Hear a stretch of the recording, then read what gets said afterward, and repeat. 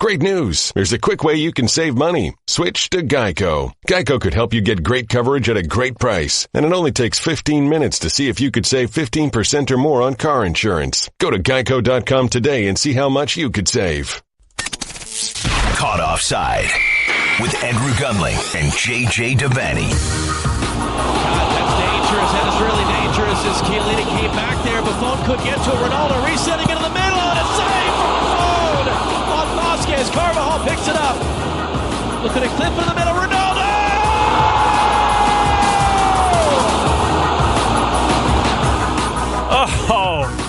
Oh, yes. Caught offside from the Upper West Side of Manhattan. Andrew Gunling and JJ Devaney. What's up, brother? What the hell was that? What are you talking about? That's the way you're going to start our podcast? Oh, I'm sorry. When one of the greatest players of all time scores maybe his greatest goal of all time, I feel like it deserves some merit. This is not the Liverpool Daily, all right? This is not, Today in Reds. When you walk through a storm. Like this is not your personal podcast. This is for the people. There's probably there's way more Real Madrid fans out there than Liverpool fans. We tend to all of them. You really? No. I agree with you, but that's not the reason you put that in. You put that in to suck the air out of my wonderful day. I put that together yesterday before we even knew what was going to happen in the Liverpool game. Everyone saw your behavior on Twitter as well. Please make all responses from your own account.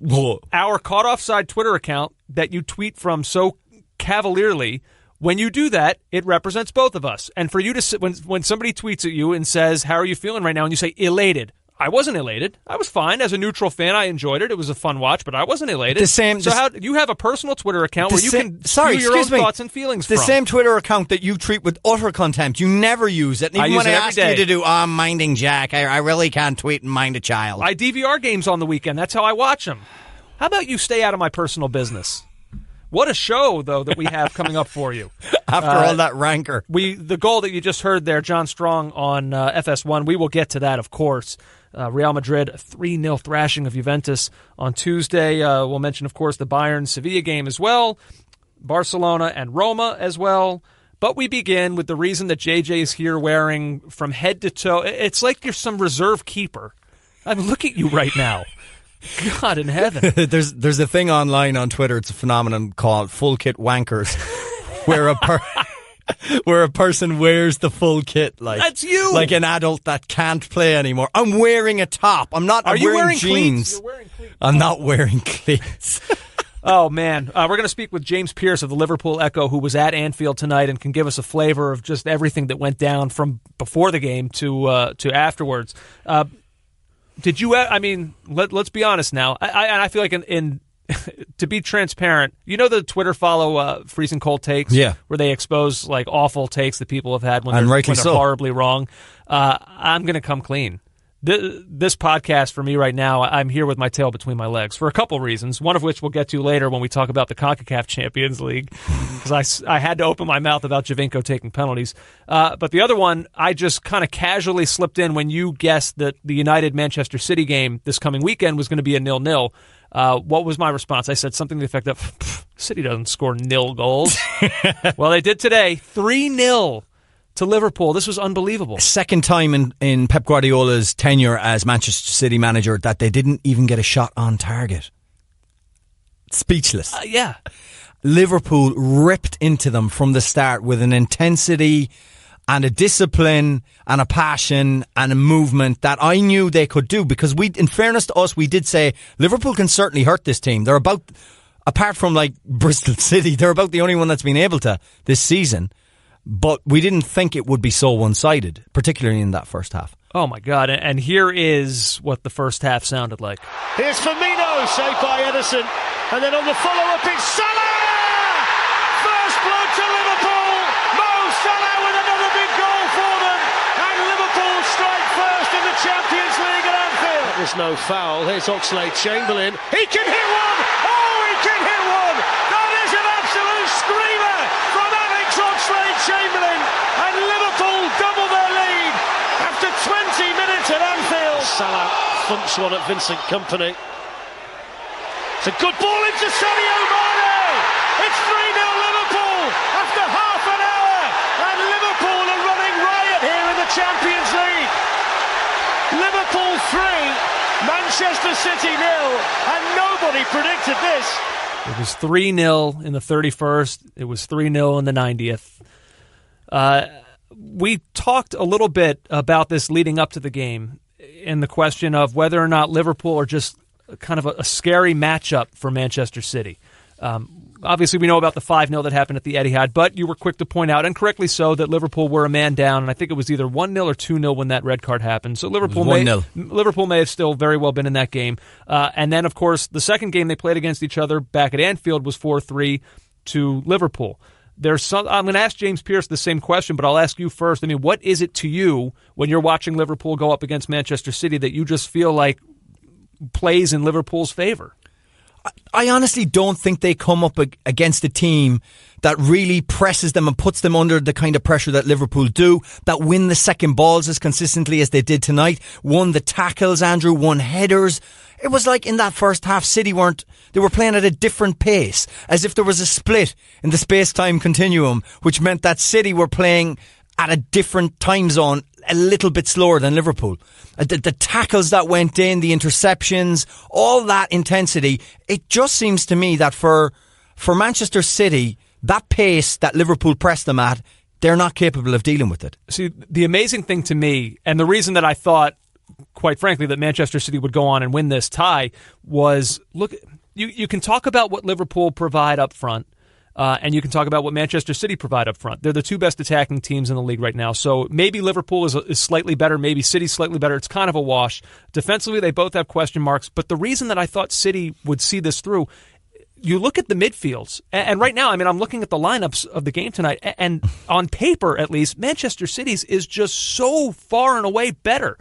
But it wasn't the case. No, and tactically tonight, Liverpool got it 100% right. And more than that, and listen, please, you can shut me down in the middle of this because this is one of those intangible things. But Milner tonight seemed to understand and seemed to feed off the atmosphere, the big night at Anfield, in a way that De Bruyne or Silva couldn't manage. It's okay being able to keep the ball, play fancy football, move the ball, but you've got to do the basics first. Win primary possession, win your headers, win your tackles. Milner, there was an interception on the first goal. Milner pays a perfect pass down the line to set Salah away. The second goal, Andrew, the assist was a tackle. Milner flies in. You heard it in the commentary there. Mm-hmm. He flies in to dispossess De Bruyne or Silva. I can't remember which it was. And I'm like, there's going to be a free kick here. And even the commentator said it. Not a free kick. Breaks Oxlade-Chamberlain. There was an intensity tonight and an understanding of what was at stake and the mood of the night that City just didn't seem to get. Yeah, it was odd. Speaking of James Milner, JJ, I don't think there's a better Twitter follow than Boring James Milner. Hit me up. This was following tonight's game from at Boring Milner. I just asked Jurgen if he's pleased with that first half. He said he was. I said, yeah, I thought you would be. Shortly after the game, he tweeted again, at Boring Milner, I just said to Trent Alexander-Arnold, what's that in your pocket? He said, huh? What are you talking about, James? I said, it's Leroy Sané. It was so funny. And it's perfect because the Twitter avatar is the deadpan face of James Milner. Yeah. By the way, his parody account has more followers. Boring James Milner has over 600,000 Twitter followers. It's insane. Absolutely That's insane. Awesome. You mentioned Trent Alexander-Arnold, yeah, who was signalled out by me and many other people as a reason for worry after his performances lately, because he's a young player and he has been found out a little bit. And when you're found out by Christian Benteke and you know Cabaye and guys like this away at Sellers Park, it doesn't fill you with confidence that things are going to go smoothly against the like of Manchester City. But Andrew, in that first half, that seemed to be solely City's tactic, was to play diagonal balls in and trying to expose Trent Alexander-Arnold. Now, he was ably helped by Mo Salah, who tracked back at several occasions, and also by Dejan Lovren, who slid across quickly to close down that space there. But the young man had a magnificent night, a really great night.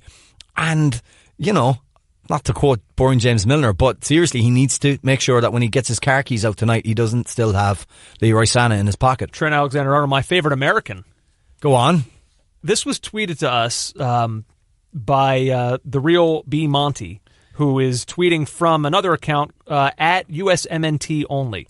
I have no idea how the veracity of any these of this claims is. I have absolutely no idea what level of truth there is to this, but I will read because I am not a reporter. And in this piece that was sent to us, it notes that Trent Alexander-Arnold's grandmother got married and lived in New York. And then it says in parentheses, because of this, Alexander-Arnold technically is eligible to play for the United States national team. I don't know if that's true. If his grandmother is still alive, there's a chance, but there's a couple of steps that need to be taken, and he can't without a passport. He's pretty much in the same boat I was, but both my grandparents that have US citizenship have died. And I don't want to, He's as American as I am. He's one great night and you're all over it. But it was one night of many, by the way. There were many great nights out there, as there needs to beat a team like Manchester City. Can I say Dejan Lovren, who, let's be honest, the last few years have not been pretty for him. Boy, you and him, it's just this emotional roller coaster that this relationship is on. Yeah. I mean, after the Borussia Dortmund match a couple years ago, he's your favorite player on earth. Since then, you got no time for him, and now you love him again. How many months out are we from the ignominy of being substituted before halftime against Tottenham Hotspur? Yeah. Earlier in the season, which was terrible, and you're wondering what his future is. And he was fantastic tonight, absolutely fantastic, alongside Virgil van Dijk. Like I said, James Milner, brilliant. Oxlade-Chamberlain worked very hard, took his goal well. Mane, Firmino, Salah. Look, the second half was certainly, I was afraid they were going to be gassed at half time. It proved to be the case. A couple of substitutions changed things, losing Salah to that injury, taking off Bobby Firmino, who was absolutely excellent.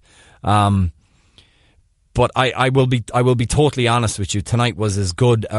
It gave me as good a feeling as the Dortmund night, and we went through that night against Dortmund. Yeah. Tonight we are not through. No, not quite yet. All right, JJ, we continue right now. Oh, the big night. You're still, look at you. You're giddy. You're glowing. I'm buzzing. I know. And I'm sure everybody was buzzing at Anfield tonight, and we're lucky enough to talk with someone who was there. James Pearce of the Liverpool Echo joins the program now. James, what's up, man? How are you? Very good. Thank you. Yourself? Oh, we're absolutely buzzing here, James. Well, Andrew's not. He's a Spurs fan, but I'm a Liverpool fan. And obviously, let's just begin at the beginning. The start, that first half to the game, is that the most complete version of Klopp's Liverpool you've seen? Yeah, I think so. I think, given the standard of the opposition in front of them, to perform at that level when the stakes were so high, I think that was the epitome of what Klopp has been trying to achieve at Liverpool over the last 2.5 years. And that sensational 20-minute spell in the first half just blew City away. Liverpool was so clinical and ruthless. With the first goal, a classic counter attack. The second one, a stunning long range strike from Oxlade-Chamberlain, and then the third one, a wonderfully worked goal with Salah creating one for Mane, and it was just an unbelievable night at Anfield. And then two sides to the performance, really, because after the brilliance of the first half, Liverpool had to dig really deep and repel that City fight back in the second half. James, I'm curious, in a year where Manchester City have had virtually no problem with anybody, aside from Wigan, I guess, this is now 2 in a row for Liverpool, where Liverpool have gotten the best of them. What is it about Liverpool that seems to match up well with this City side?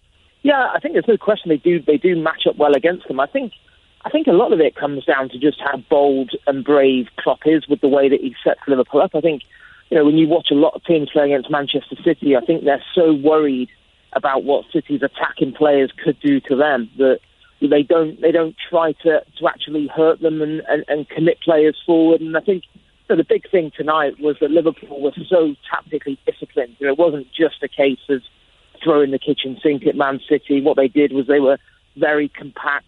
They tracked runners. They marked the spaces. They didn't allow their wide players to get in the game. They kept Jesus up front very, very quiet.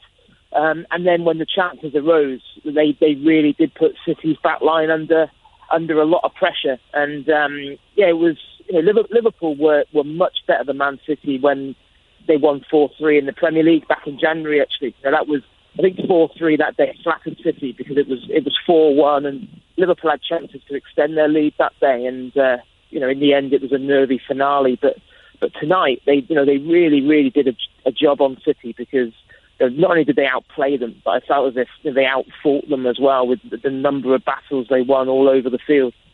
One of the key areas of concern for Liverpool fans going into the game was Trent Alexander-Arnold and his recent performances, James. But tonight he put in a performance that showed a maturity beyond his years, and he really kept Salah under wraps. How surprised were you by this, considering we're only days out from a pretty ropey performance away at Selhurst Park? Yeah, I mean, I thought he was man of the match for Liverpool tonight, considering what he was up against. Leroy Sané has been one of the most impressive players in the Premier League this season, and you're right. A lot of people I spoke to in the build up to this game, that was the area they were worried about. Was it going to be too big for a 19-year-old kid? I can't think of another teenager that's starting in the Champions League quarter-final this week anywhere in Europe, and for him to perform at that level tonight was just unbelievable. You could see from the start that City had targeted that area as well. They were hitting those diagonal balls into Sané and challenging him to get at Alexander-Arnold, and they clearly felt that was an area of weakness that they could exploit. But what I loved was that Alexander-Arnold was just so cool and calm. He didn't go chasing it. He kept his position really well. And then when Sané came to him, he dealt with it. He won so many challenges. You're right. It was a performance of maturity, way beyond his years. And I think that was one big performance. And I think there were a few other players out there who have had some criticism this season who also delivered under pressure. You think of Dejan Lovren. He got a lot of criticism after the defeat at Old Trafford a few weeks ago. I thought he was immense alongside Virgil van Dijk and Jordan Henderson, another one who quite often when things are going badly, fingers are pointed in his direction. Well, that was a true captain's performance from him with the work that he put in front of the back four. James Pearce of the Liverpool Echo joining us from Anfield tonight. And James, outside of Anfield, before the match, it was kind of an ugly scene. Can you tell us exactly what went on, what potential ramifications there may be from what came out of that?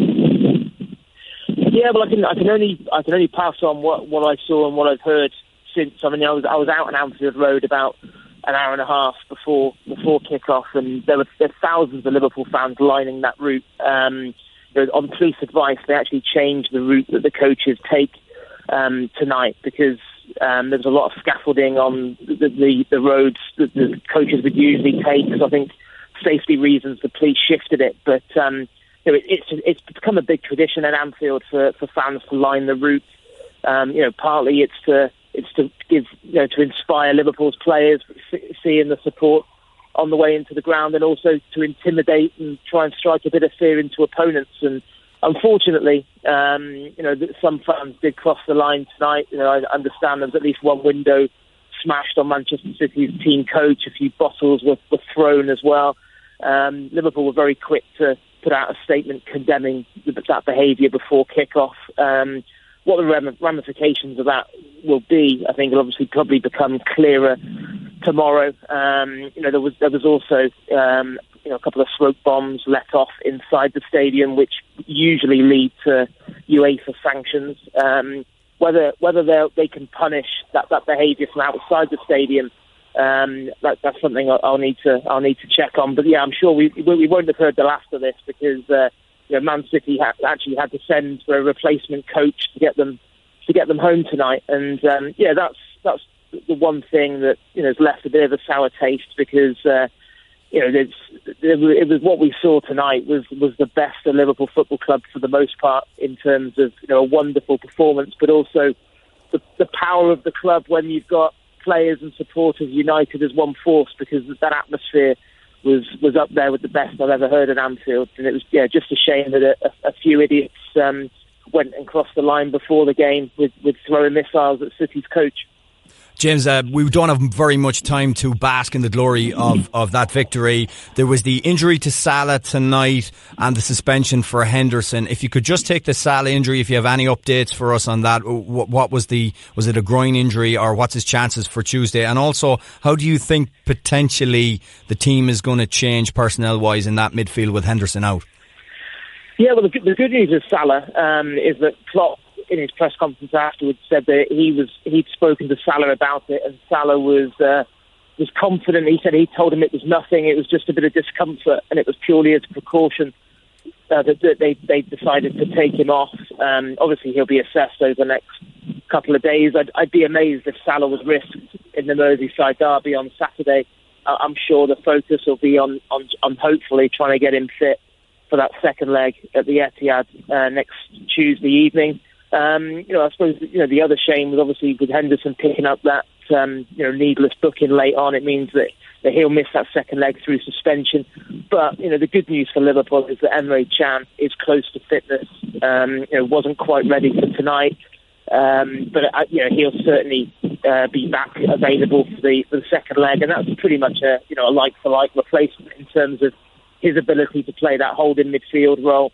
So Chan will come back in. I think the intriguing thing will be what team Klopp picks to walk out at Goodison for the Merseyside derby on Saturday lunchtime here, because it's still obviously a massive fixture in this city and in the Premier League in general, the Merseyside derby. But with such a short turnaround tonight, I think not just physically but also mentally in terms of what that would have taken out of the players. And with Klopp in the back of his head, knows he's got a very short turnaround from then Saturday to Tuesday night, and the huge reward at stake if Liverpool can hold on to this advantage from the first leg. So I'm sure there will be changes come the weekend, and Liverpool obviously have got that bit of a cushion as well in terms of the top four of the Premier League, which I think that probably will maybe convince Klopp as well that he might give a few of his frontline players the weekend off to ensure they're fresh for the Etihad. James, last one. Is this tie over now in your mind? I'd say it's 90% over. I think I think if there's one team capable of overturning a 3-0 deficit, it probably is Man City. But I think the big thing for me is if Liverpool score at the Etihad next Tuesday night, Man City will need to score 5.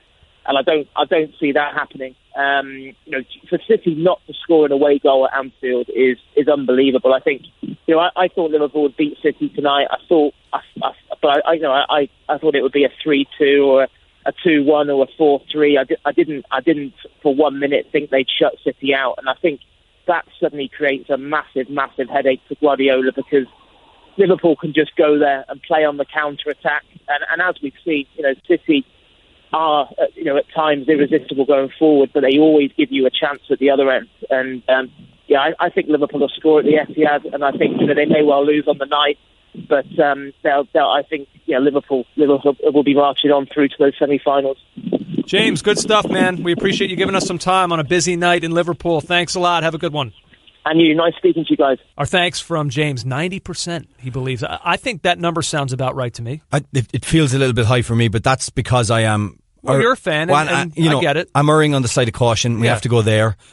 There's no chance that their fans are matching the atmosphere tonight that was there. There just isn't. So from that point of view, I don't think intimidation is going to be in question. It was you last week that told me I was a fool for bringing up fans and their impact on the game, right? That John Barnes would roll his eyes at me. No. John Giles always... Oh, John Giles, yeah, I'm sorry. But tonight was one of those nights where it's very hard to... So now we're picking and choosing when fans matter. I see. Continue. Yeah. I would say there's some grounds in some stadiums where it does matter and others where it doesn't.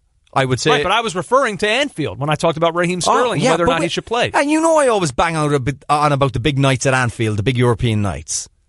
Okay. Don't hold me a hostage of things I've previously said. Oh, I'm sorry. No. Words matter to me. But listen, just if we're trying to triangulate what happened to City tonight, remember at Anfield, Pep said, you can't go two goals down and then just panic. The second goal's in, you can't just panic. They didn't seem to learn that lesson tonight because, first of all, the mistakes on the opening goal. It was great play by Liverpool, but Ederson's... It was a weak shot by Firmino. Ederson plays it back into the danger. Kyle Walker, He had all day to clear that, Andrew, yes. and he just botches it. And then after that, I'm not saying City, their heads went down. I'm not saying that. But there wasn't the calmness to their play. They didn't set about their work, and Liverpool just destroyed them and opened them up. And what Liverpool learned from Anfield and that win and conceding all those goals from City, conversely, City learned nothing. Yeah, I think the Oxlade-Chamberlain goal, I mean, we can talk about the Salah goal as being kind of the initial blow, but I think the Ox goal, it was so stunning, right, that maybe that one got City a little more wobbly, I think. But again, it was a turnover in a bad area and then a quick strike by Oxlade-Chamberlain. Yeah. That's very similar to the things that happened at Anfield in the last game in the league. Yep.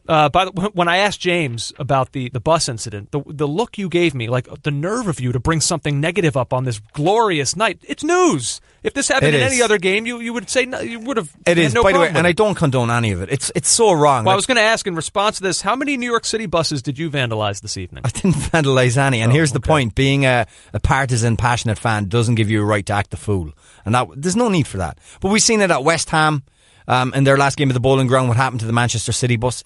These kind of things are just absolutely wrong. But getting to grounds like this in built-up areas. It's not like going to a stadium in Arizona where you spin off the freeway and you can create a cordon to get to the ground. It's not that easy. Yeah, when I read this morning that the police in Liverpool, Merseyside police, were changing the bus route, I thought, uh-oh. Yeah.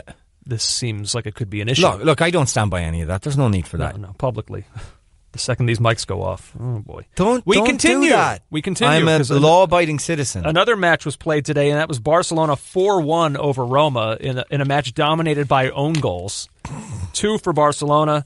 It looks like they will cruise through. I honestly don't have a ton to say about that one. Very little to say about it. Other than Luis Suarez scoring his first goal in the Champions League in a year or so. I was stunned to see that. I'm stunned that you're telling me this. I hadn't even noticed. Yeah. That's incredible. Well, I'm a wealth of knowledge. Yeah. No, that tie is toast. Yeah, I mean, look, Dzeko did get one in the 80th.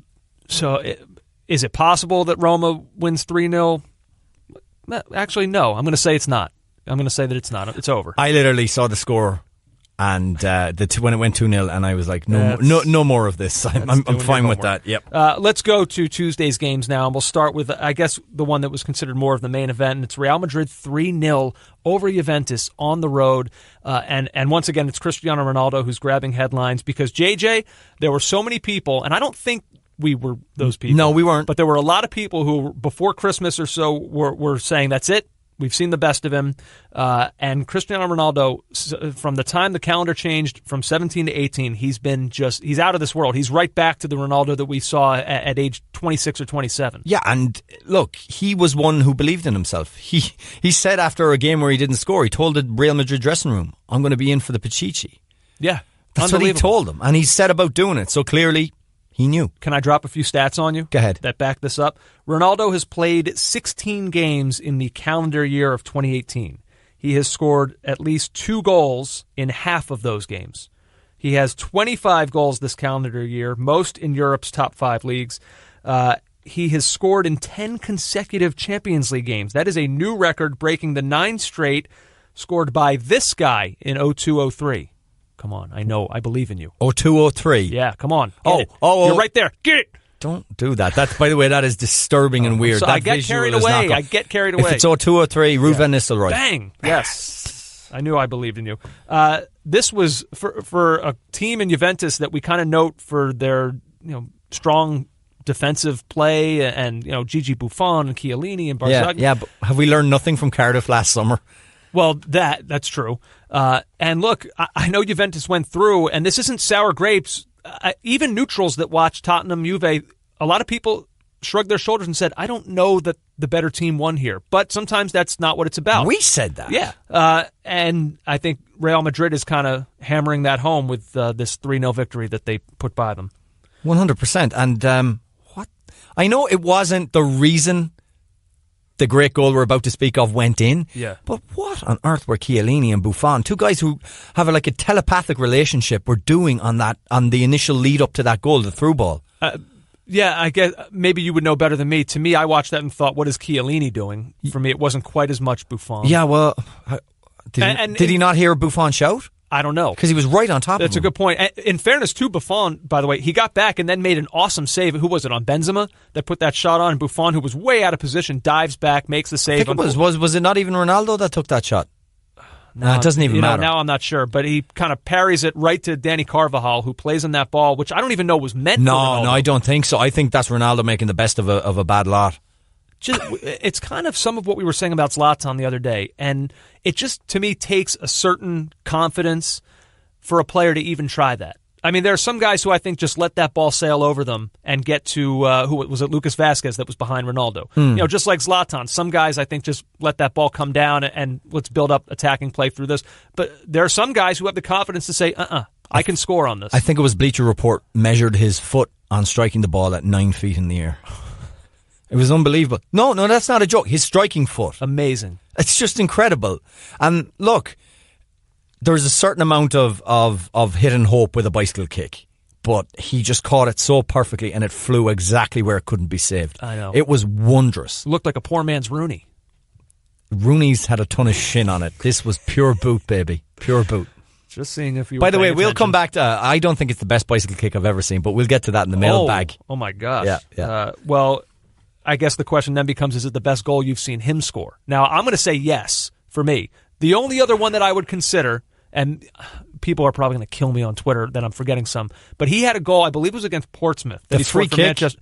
Oh, the dip on it. I mean, it looked like it was headed for, he was going to blast it out of the stadium. And all of a sudden, it was like a magnet just brought it back down to earth. And it was that, I think, was my favorite one. But by all means, at CO Soccer Pod, I would love for people to tweet us their favorite Ronaldo goal videos. Oh, yeah, get on the Twitter machine. We can have some fun with this. Oh, God, I think it might be my favorite when he scored. Because I'm just thinking of my reaction as I watched it go in. I screamed. My reaction was John Strong-esque. It was like, Ronaldo! I just screamed his name. I just find, if you're an announcer, players whose names end in vowels are very conducive to being screamed for a long period of time. Sure. Like, you can't scream Gunling. Like, if I scored, no, it ends at G. But, like, if you scored, like, Devani, like, you could go on with it. By the way, how understated and how wrong would the chant that we usually hear in South American countries of goal have been for that goal? How wrong would that have been? It would have just been wrong because it requires something much more than that. It was so special. You're right. I agree. I've never really been fond of Not a that big fan goal of it. Call. No.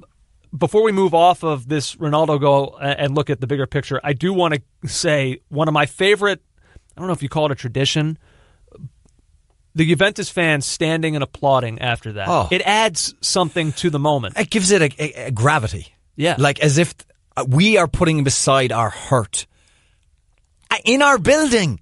This wasn't away fans. This was in their building, just giving him a standing ovation. Because if it was away, you'd feel like, well, you're almost compelled to by everybody else in the stadium. It wasn't the case. It was just wonderful. In a moment where they were probably crestfallen. I mean, I don't want to say that ended things, but 2 away goals for Real Madrid at that point before Juventus had gotten on the board. It felt in that moment like there was not going to really be a way back for Juve. And yet the fans still had the awareness to say what we just saw here was something special. We need to acknowledge it. And we should acknowledge it. And they did. And by the way, just a shout out, because it's not going to get mentioned because we're going through these relatively quickly. But Keylor Navas' save from Higuain at 1-0 is just a tie-changing save. And again, we hear that this guy is going to be shipped on somewhere. It's incredible. He is the best goalie that no one's ever wanted. Before we move off of this game, with Real Madrid, you're puzzled a little bit, and I'm trying to figure out I can't answer this question. What is the greater gauge of who they are? Is it what we've seen from them in La Liga, where they, by their standards, have been totally pedestrian atrocious this year? I mean, 63 points. They're 13 points off of the pace right now of Barcelona, and 4 back of Atletico Madrid for second. Or is it what they're doing in the Champions League, where it looks like they've just carved a nice little path for themselves to the semifinals? I would just say what they're doing in general now since Christmas and just wrap it up like that. They had such a bad start in La Liga but I have seen great performances. The away performance at Valencia, Andrew, was as good a performance as I've seen from anyone, where they took apart a form team.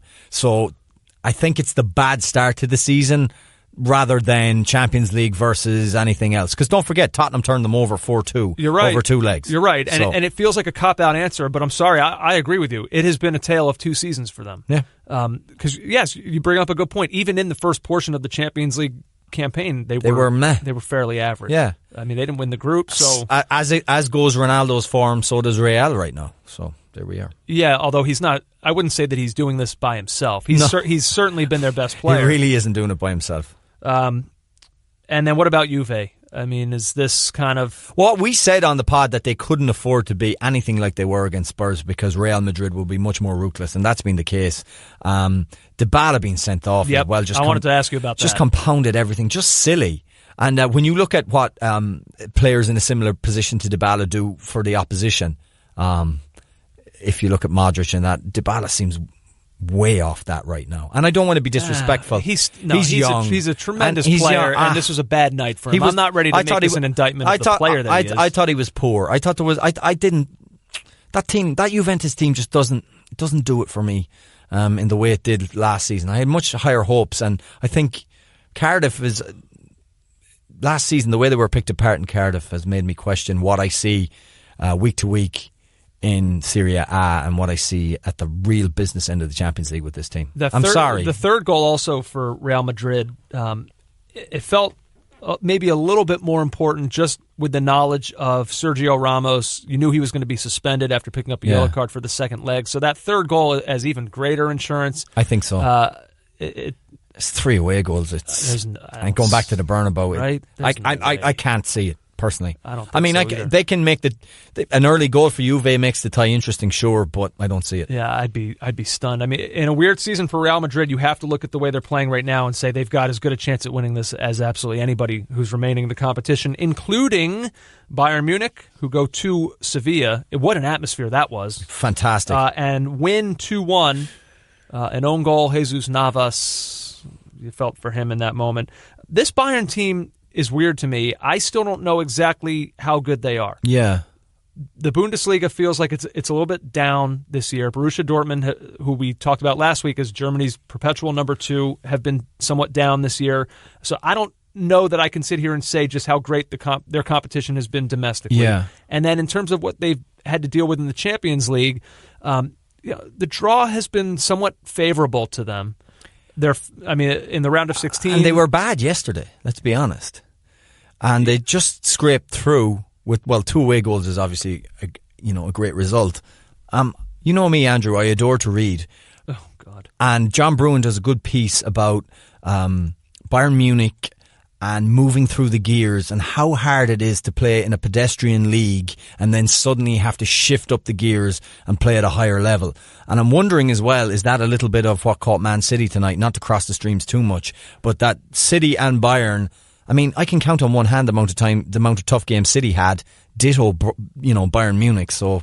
Yeah, I mean, Bayern, like you say, Bundesliga has been down, and then the round of 16, they drew Besiktas, who they had no problem with, and then... I don't mean this as any affront to Sevilla, but of the teams who were remaining in the Champions League, it might have been the one that you wanted. Yeah, but yet... Yeah, it's not necessarily over.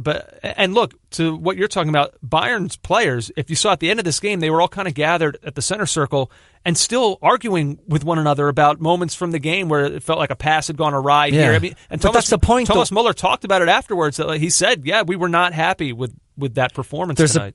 When you're dominating teams, there's a pressure and a pace that's taken out of the game, that when you go against a team who will have a goal like Sevilla did, who've had a goal against every English team they've played in the Champions League and every top team they've played and have done well this season, there's a pace and intensity, and it's hard to go from one to the other. I mean, that game at the weekend was preparation for what? Nothing. Yeah, that's true. But they do get through 2-1. We'll get through. I mean, there's another leg to come. Well, I mean, I meant on this night. Yeah, and they get through with it heading back to the Allianz Arena. I got to believe they're in good shape. If I'm making a pick here, certainly. I guess it's interesting. Of all this round has not left us with a ton of compelling second legs. I mean, you can say that, and I would say, I guess crazier things have happened, but we're going into most of these second legs feeling like it's it's probably done for. I think there's only been one tie in the last round really as well, going in each round of games, each week, match day week, there's only been one real fixture that's had a bit of jeopardy to it. Because don't forget how Liverpool blew out Porto. I mean, it was really Real Madrid, Juventus that was interesting. Chelsea, Barcelona was pretty much done with the away goal. Well, maybe not that one. That's not the best example. No. I do feel it's been quite lopsided so far. Yeah. Let's see. We move on now from what was a very interesting first couple of days of the UEFA Champions League and touch on the CONCACAF Champions League. Now, obviously, the Red Bulls and Chivas will have happened, but we're recording. It's around 8 o'clock Eastern time right now, so we don't know what the result of that is. But we do know that Toronto FC defeat Club America in the first leg 3-1 as they head back. Wow. Now, let's start, I guess, with the controversy. It does feel a bit like where Miguel Herrera goes, controversy is not far behind. He went scorched earth after the game, ripped the Toronto police force, ripped the officiating. He claimed that, I guess apparently the story is Giovinco scored on a penalty in the first half. And I'll be honest, I've seen one look at it. I haven't seen multiple angles. There's a belief that there was a dive.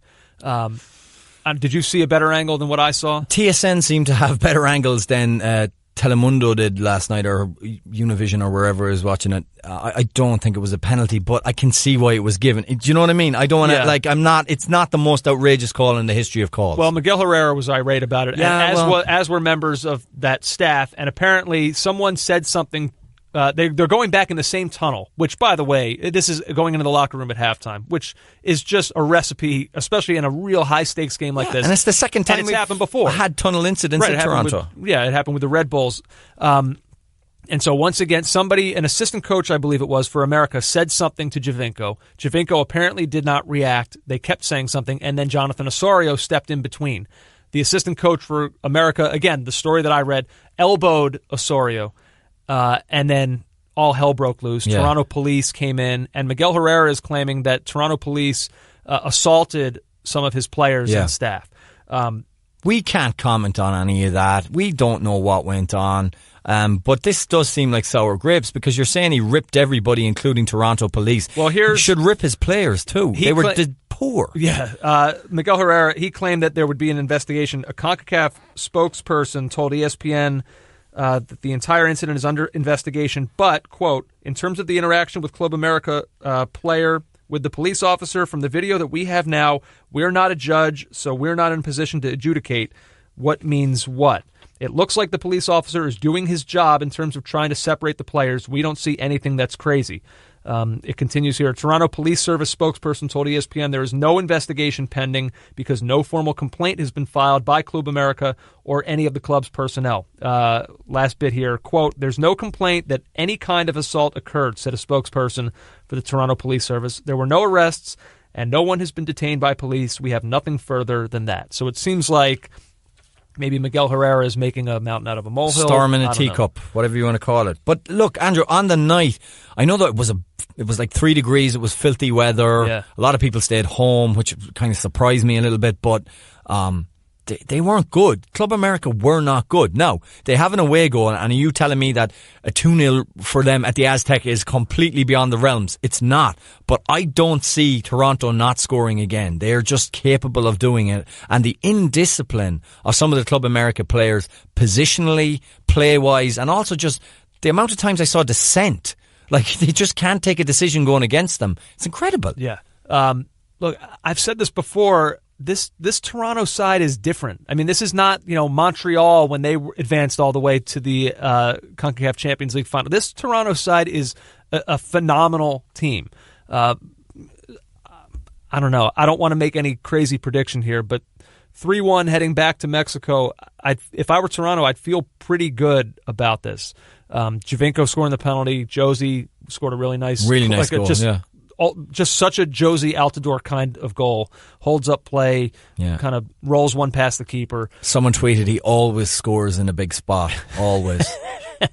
But and then a huge third goal as well. So I don't know, man. I think I really do fancy Toronto, and it's not just because Toronto are good. It's because I'm really underwhelmed by what I saw from Club America. Yeah.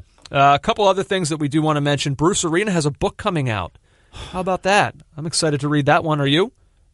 I mean, I want to read it, but I mean, it just seems to be capitalizing while things are raw. Well, that's how books work. I know. If you want to make money. I know, man. Have you read the title, though? Oh, what is it? It's something really dramatic, right? About the state of U.S. soccer. Let me go look the title up quickly there because I had it written down. It's so bad, but go on. Let's see. The big headline that coming out of this is that the U.S. Soccer Federation was prepared to fire Jurgen Klinsmann 6 months before they eventually did. Bruce claims that... so Jurgen got fired in November. In May, Bruce Arena said he met with Sunil Gulati to talk about taking the job, and Bruce claims that Sunil then got nervous about pulling the trigger, and then Dan Flynn had to undergo a heart transplant, and it put everything on hold. This is now reading from the book, quote, I felt a little bad for Sunil. He wanted to make a change and replace Klinsmann, but he was nervous about pulling the trigger. The timing was already going to be awkward with Copa America Centenario coming up in June. Now Dan was gone for 2 months. Dan Flynn. It didn't feel right to move ahead at that time. Events had already been set in motion, though. The title of the book is What's Wrong with Us? Capital U, capital S. A coach's blunt take on the state of American soccer after a lifetime on the touchline by Bruce Arena. Well, look, here's the thing. I am curious to read it because Bruce Arena is well positioned, I believe, to share his thoughts on what is wrong with American soccer. My only issue with this, I don't want this to become an excuse-making session. Yeah, a way he can rewrite the narrative, and it's already begun by saying he needed to be in before the cataclysmic results. Right, there's excerpts that have come out that he said once the losses to Mexico and Costa Rica occurred, then I don't want to. What about his loss to Costa Rica, or how about to Trinidad and Tobago? I mean, come on. I don't want to rip him before having read this because he may not absolve himself of blame. So it would be unfair of me to say that. But from the excerpts I've seen, I just hope that the whole book is not just if we had done that, then everything would have been different. Or if they had done this. No, he is also to blame. Well, he's not taking time for the wound to close anyway. He's getting in there. And as you rightly said, this is going to sell now way bigger than if he leaves it any longer. So from a monetary point of view, I get it, but I hope it's not a rewriting of what happened from his point of view, because he is culpable too, and he has not accepted that enough, in my view. Yeah, reading from ESPN FC, Arena called the defeats to Mexico and Costa Rica in November of 16 a, quote, fiasco for U.S. soccer, and said he knew immediately after the 4-0 loss to Costa Rica that the U.S. Soccer Federation would come calling again. And in fairness, he was right. So I'll be very curious when that book comes out. And then before we get to mailbag and what to watch for, I do want to mention that Ray Wilkins dies at the age of 61. Yeah, really terrible. Captain of Chelsea, Andrew, aged 18, led Chelsea out of Division 2 and back into the top flight. Think about it doing something like that, a massive club on their knees and bringing them back up. Scored a brilliant goal in the FA Cup final in 1983. Spent time in Italy. He was a key figure. More recently as assistant to Carlo Ancelotti and Phil Scolari at Chelsea. He had heart issues and he had a major struggle with alcoholism, but it was a lovely tribute from him around the soccer world, including from Franco Baresi at Milan Inter tonight. So look, he seemed to be, from anyone who spoke about him, a really nice guy, and he had a really soft-spoken and thoughtful demeanour on TV as a pundit. He was a really nice guy, and I thought we should play his goal from the FA Cup final against Brighton in 1983. He might just get Wilkins away on this side of the field. And Augustins made a run from the back. And Wilkins has scored one. And that's absolutely magnificent. Yep. Yeah, gone too soon, and just seemed like a really nice guy. You know these people who you grew up with, Andrew, these faces on TV, the guys you knew. I remember when he still played. It's 61 weird. Is not that old. No, it's terrible, and our thoughts are with his family.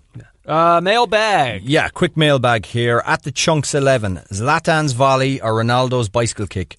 Ronaldo's, for me, one of the best ever goals, and he scored a lot. #worldies. Yeah, I think it's Ronaldo's also. I think that takes a little bit more skill. That's from my friend Niall Cunningham. Very solid fullback. Very much like a James Milner from Northern Ireland. But I don't think it's the best bicycle ever, Niall. The best bicycle ever was Trevor Sinclair for QPR versus Barnsley, FA Cup 4th round, 1997.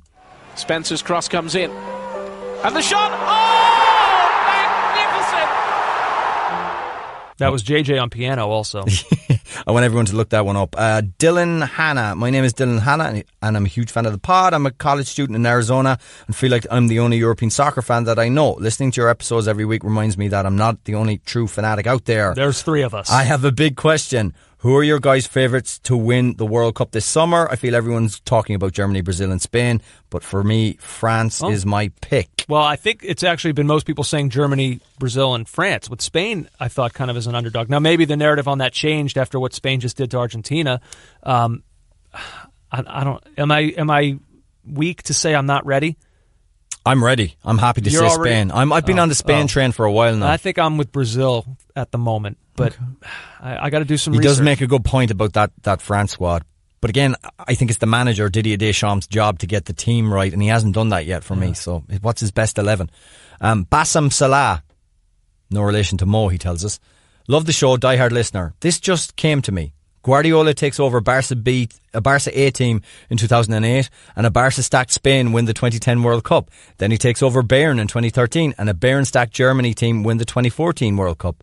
Maybe a Man City filled England team can... ... Is Man City really England filled though? I feel like Tottenham is really supplying most of England's talent. All right, well, there's a few. I mean, Sterling's going to be key. Right. Kyle Walker's going to be key.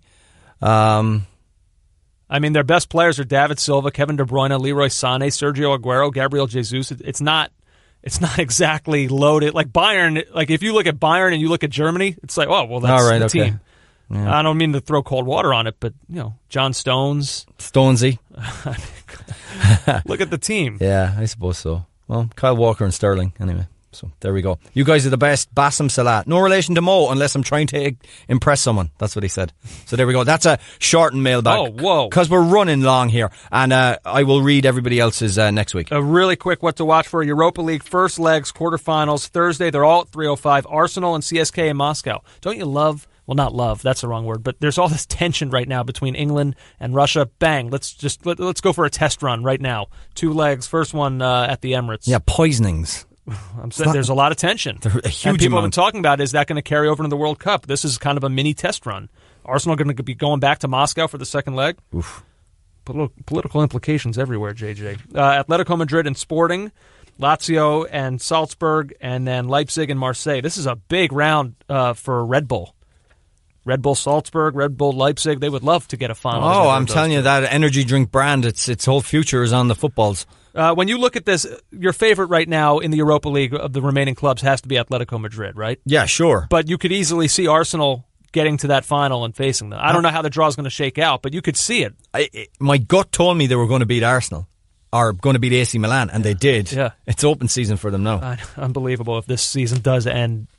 That Wenger has to go then. Just go then. Real quick, EPL, Saturday, 7:30 a.m., Merseyside derby, Everton and Liverpool. It feels almost, watered down's the wrong word, but coming off of what they just did against Manchester City and looking ahead to the second leg, this sandwiched in between in a down year for Everton. They're going to probably rest Mo Salah. As far as Merseyside derbies go, it feels like this one is really kind of lower on the list of priorities. Graham Kelly, a Liverpool fan on Twitter, tweeted the team.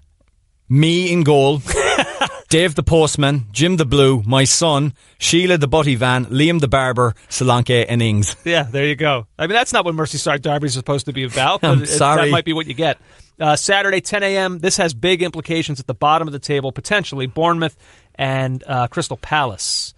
Just looking at the way a lot has to happen. The bottom of the table is so jumbled. Now, Bournemouth right now are 10th on 37 points, so you feel like they're in pretty good shape. Another win, you feel good for them. And they probably are at this point clear. But Crystal Palace right there at 17th. They've played 32 games. Southampton do have a game at hand. If Crystal Palace lose this, it's going to be tough. The rest of the way, it's going to be a lot of back and forth. Saturday, 12:30, Manchester City and Manchester United. A title can be won. If City go on and win this game, they will win the Premier League. It would be a nice bounce back. I wonder if there will be a hangover for them off of a crushing. I mean, this midweek loss is brutal for them. And they've got a second half of that tie to come a few days later. So right. How do they approach it? Knowing the league can be tied up this weekend, is that the imperative now? No, it's not. right? You still have to believe we're Manchester City. We're loaded with superstars. We can turn this around back here at the Etihad. I think that they play if it means playing a B squad against United on a day where you could win the title at home. I think you got to do it and really go for it in the second leg against Liverpool. Sunday, huge one for Southampton as they are at the Emirates, 9:15 a.m. I just mentioned Southampton. They do have that game at hand, but man, they've just been just 5 wins this season. Only West Brom have fewer with their 3. It's been just a terrible year for Southampton, but they could still salvage it and work their way out. Like we said, it won't be easy for Palace, who are facing Bournemouth at Bournemouth. Southampton could take advantage potentially against Arsenal. We'll see.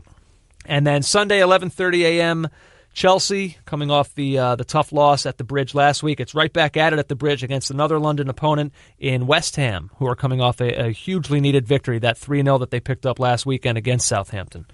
Are you starting to feel a little bit better about West Ham and where they're at? Yeah, a little bit. 33 points right now. It's still close. Yeah.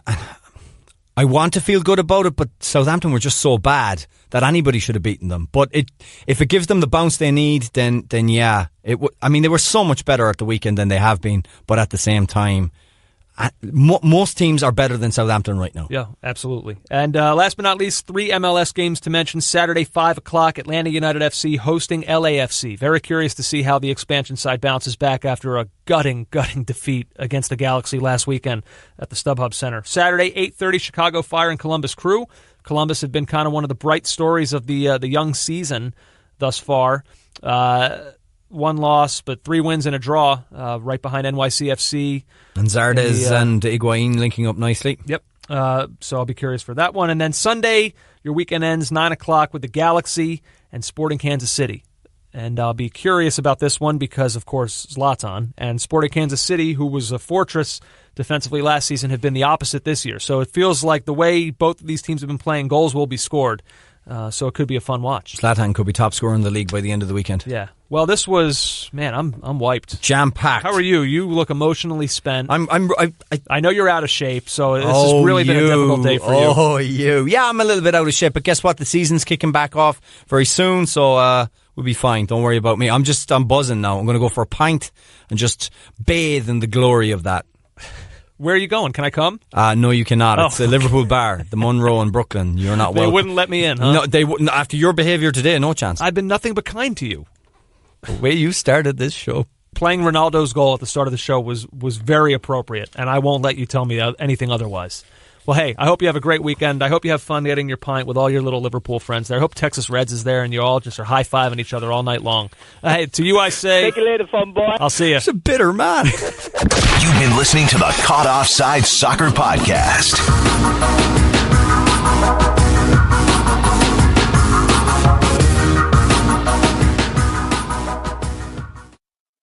Next. You're holding up the line, ma'am.